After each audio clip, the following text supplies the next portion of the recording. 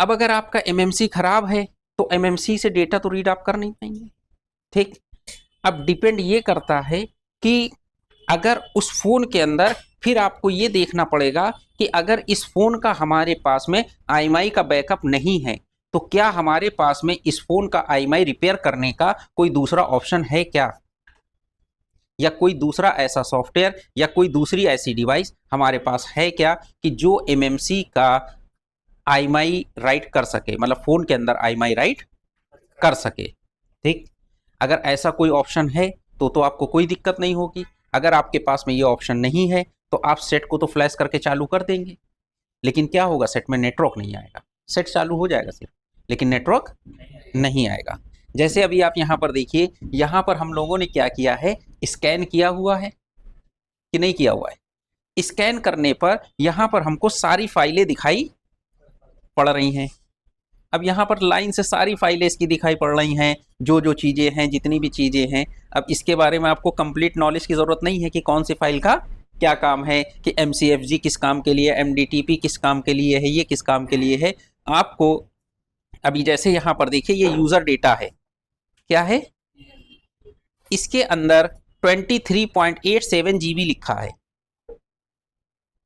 मतलब ये इतना एरिया जो है, इसके अंदर जो आपका डेटा है, आपकी फोटो गैलरी वीडियो जो भी है, वो सारा इसके अंदर है। ठीक, अब ये है कि आपका आईएमआई से रिलेटेड या नेटवर्क से रिलेटेड या सिक्योरिटी डेटा से रिलेटेड जितनी भी चीजें हैं, ये जो आपको यहाँ पर कलर चेंज दिख रहा है, ये इसके अंदर आपका सब कुछ सिक्योरिटी से रिलेटेड डेटा है।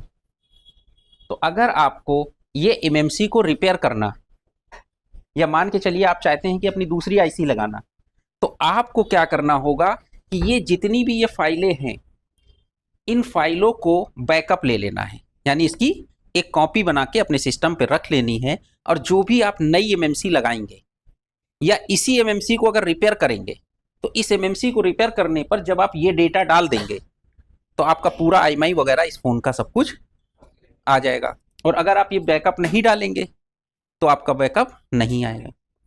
बात समझ में आई?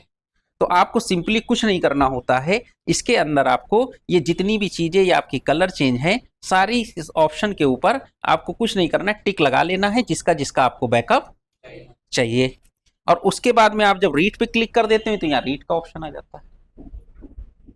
और ये दूसरा ऑप्शन राइट का है, वो तो जब एमएमसी प्रोग्राम कर लेंगे तब हमें राइट करने की जरूरत पड़ेगी। ठीक, और दूसरी बात क्या है कि अगर आप चाहते हैं कि सिर्फ ये डेटा इरेज कर देना, तो यहाँ पर इरेज का ऑप्शन है। जिस लाइन को आप इरेज करना चाहें उस लाइन को इरेज कर सकते हैं। सपोज कर लीजिए कि आपकी ये फाइल है, फॉर एग्जांपल इस फाइल के अंदर सब रिंगटोन पड़ी हैं। एक जनरल बात, आपने किसी कस्टमर की एमएमसी निकाली और इस फाइल को इरेज कर दिया और फिर से एमएमसी लगा दी। अब कस्टमर के अंदर, फोन के अंदर सारी रिंगटोन गायब, मतलब हर एक लाइन के अंदर कुछ ना कुछ लिखा हुआ है। तो जिस चीज को भी आप इरेज कर देंगे वो चीज डिलीट हो जाएगी कि नहीं हो जाएगी? अब कौन सी लाइन इरेज करना है, कौन सी क्या करना है, ये सारी चीजें हमारे जो प्रोग्रामर हैं, जिन्होंने इस प्रोग्राम को बनाया हुआ है, उनको बहुत अच्छी तरीके से एक एक लाइन का मतलब मालूम है। यहाँ पर हमारे पास में सिर्फ क्या है कि हमको एमएमसी को रिपेयर करना है, एमएमसी को रिपार्टीशन करना है, या मतलब दोबारा से प्रोग्राम करना है। हमारे पास रिपेयरिंग लेवल पे इतना ही काम है, क्योंकि हम लोग डेवलपमेंट तो कर नहीं रहे हैं कि हम एक एक फाइल बनाएं और एक एक फाइल डालें। तो यहाँ पर आपने, अब आपको ये मालूम है कि ये जिस फोन से आपने एमएमसी निकाली हुई है उस फोन में कौन सा सीपीयू लगा है, क्वालकॉम सीपीयू है या एमटीके सीपीयू है। तो जो भी आपका सीपीयू हो वो यहाँ से आप सीपीयू सेलेक्ट कर लेंगे। तो आपका जो EasyJet टैग है उसके अंदर देखिए, पहला ऑप्शन एमएमसी सेटिंग का है, दूसरा ऑप्शन वेंडर का है। ठीक, तो वेंडर के अंदर आपका यहाँ पे क्वालकॉम है, सैमसंग है, LG है। तो आपका जो क्वालकॉम सेट है आपने यहाँ पर क्वालकॉम ले लिया। अब लेने के बाद जब आपने स्कैन किया तो जो एमएमसी लगी हुई है उसके अंदर की सारी फाइलें आपको यहाँ पर ये पूरी दिखाई पड़ गई। अब आपको जिस चीज का बैकअप लेना है उसके ऊपर टिक लगाते चले जाइए। ठीक है, ये जितनी चीजें आपकी ये पिंक कलर से दिखाई पड़ रही हैं, तो आपको पिंक कलर से क्या दिखाई पड़ी? Modem FSC, modem ST1, modem ST2, ठीक है, FSG, SEC, ठीक है, ये सारी चीज़ें, जितनी भी चीज़ें, देव इन्फो, परसिस्ट फाइल, की स्टोर, कन्फिग, तो ये जितनी भी चीज़ें आपको दिख रही हैं, आपको इसमें कोई दिमाग नहीं लगाना है, सीधा सा उन चीज़ों पे टिक करिए, उन ऑप्शन पे टिक करिए और यहाँ से रीड कर लीजिए। जब आप रीड करेंगे तो आपसे पूछेगा कि ये फाइल आपको कहाँ पर सेव, तो आपने अपने सिस्टम पे जो भी फोल्डर बनाया हो वहाँ पर ये फाइलों को रख लीजिए, क्योंकि जब आप MMC को रिपेयर करेंगे अपनी ये पुरानी वाली, तो जब MMC रिपेयर करेंगे तो ये पूरी MMC डिलीट हो चुकी होगी, यानी सारा डेटा डिलीट हो चुका होगा। तो जब सारा डेटा डिलीट हो जाएगा तो फिर से हमको क्या करना पड़ेगा, इस MMC के अंदर पहले तो फ्लैश फाइल डालनी होगी। भाई हमें दो चीज़ों की जरूरत पड़ेगी ना MMC के अंदर, एक तो क्या डालना पड़ेगा, फ्लैश फाइल। नहीं, जब MMC को हमने रिपेयर कर दिया, यानी MMC को हमने फॉर्मेट कर दिया, तो अब MMC क्या हो गई, खाली हो गई। अब हमें नोट 5 में लगाना है ये MMC या नोट 6 में लगाना है, मतलब किस फोन की है इस MMC को क्या मालूम। तो जब हम इसमें, जैसे Y1 के सेट में हमको लगाना है, तो हम इसके अंदर Y1 की फाइल डालेंगे।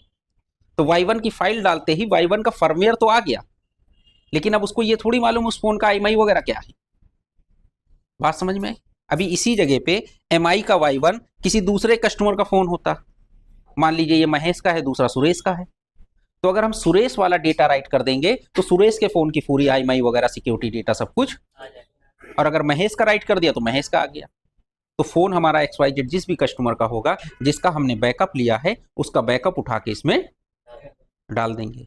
तो हमें MMC का बैकअप लेना है, MMC को रिपेयर करना है, और फिर क्या करना है, इसको फ्लैश भी करना है, मतलब इसके अंदर फर्मवेयर भी डालना है और साथ में सिक्योरिटी डेटा भी डालना है, उसके बाद अपने फ़ोन पे लगाना है। ये हमारा कंप्लीट MMC रिपेयरिंग का प्रोसेस है कि MMC इसकी रिपेयर करनी पड़ेगी, और उसका MMC का चार्ज, जो भी आपका सर्विस चार्ज है या जो भी आपका इन्वेस्टमेंट है, आप उसके हिसाब से अपना कस्टमर से चार्ज कर लेंगे। इतनी बात क्लियर है कि नहीं?